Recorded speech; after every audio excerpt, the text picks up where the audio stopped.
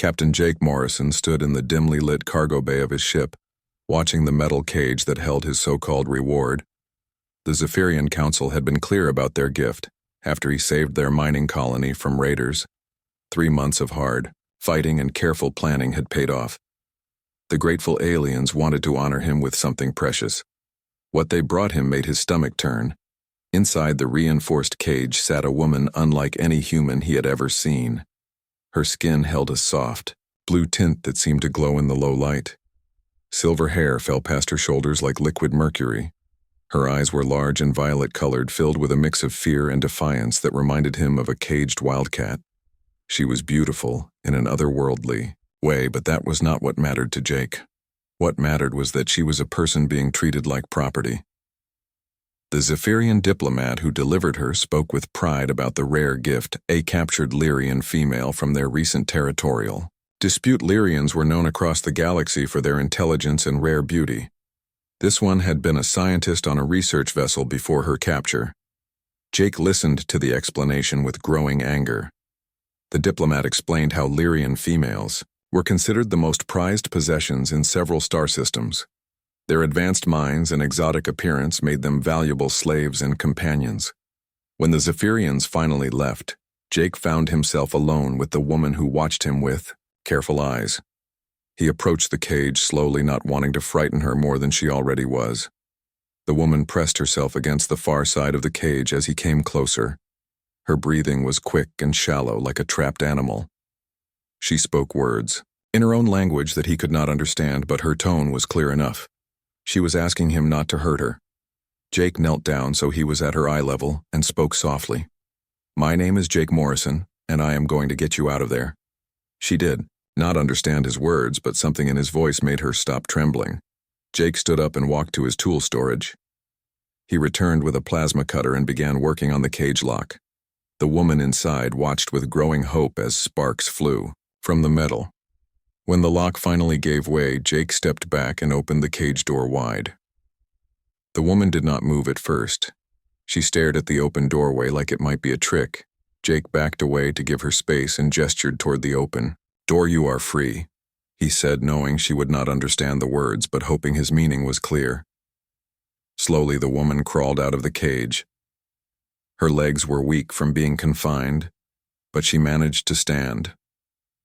She looked around the cargo bay, then back at Jake with confusion. Why would he free her when she had been given to him as a prize over the following days? Jake worked to communicate with her. His ship computer had language programs that helped them begin to understand each other. Her name was Luna Brightstar, and she had been a molecular biologist studying rare crystal formations when her ship was attacked. She had watched her colleagues die or disappear into slave markets across the galaxy. Jake learned that Luna expected him to claim her as his property like any other male who received such a gift. When she realized he had no intention of using her or selling her, she became even more confused. No male had ever shown her such kindness without expecting something in return. Jake gave her comfortable quarters on his ship and made sure she had everything she needed. He shared his meals with her and slowly taught her basic human language while learning some of her words in return. As weeks passed, Luna began to relax around him. She started to smile and even laugh at his clumsy attempts to speak her language. Her fear faded and was replaced by curiosity about this strange human male who treated her like an equal. Jake found himself drawn to her intelligence and gentle, foreseen nature. Despite coming from different worlds, they discovered they had much in common. Both loved exploring the unknown, and both had lost family to the endless conflicts that raged across the galaxy. Luna slowly opened up about her past life and her dreams of continuing her research. Jake listened and encouraged her to pursue her scientific interests again. One evening, as they shared dinner in the ship mess hall, Luna asked Jake a question that had been troubling her. "Why did you free me when you could have kept me?" Jake set down his fork and looked into her violet eyes. "Because keeping another person as property is wrong. No matter what species they are, everyone deserves freedom and respect." Luna was quiet for a long moment, processing his words. "On my world," she said slowly, "females are traded between families like valuable objects. I have never known a male who believed in such ideas." Jake reached across the table and gently took her hand. Then you have not met the right kind of males. As more time passed, their friendship deepened into something stronger. Luna had never experienced love built on equality and respect. Jake had never met anyone who understood his wandering spirit like she did. When Jake finally asked Luna to be his wife, she said yes without hesitation. They married in a simple ceremony on a peaceful trading station, with only the station chaplain as witness.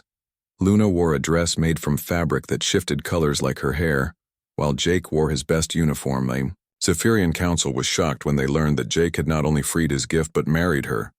They could not understand why any male would choose to make a female his equal partner, instead of his possession.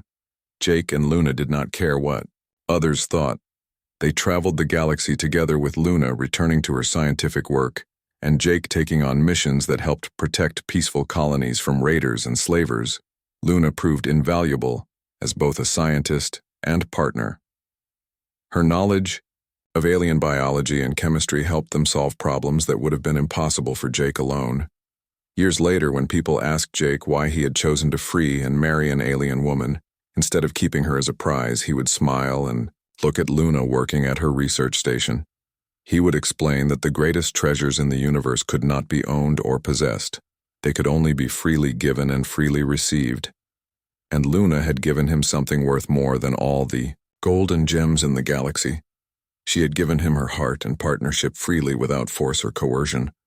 That made their bond stronger than any chain or cage ever could.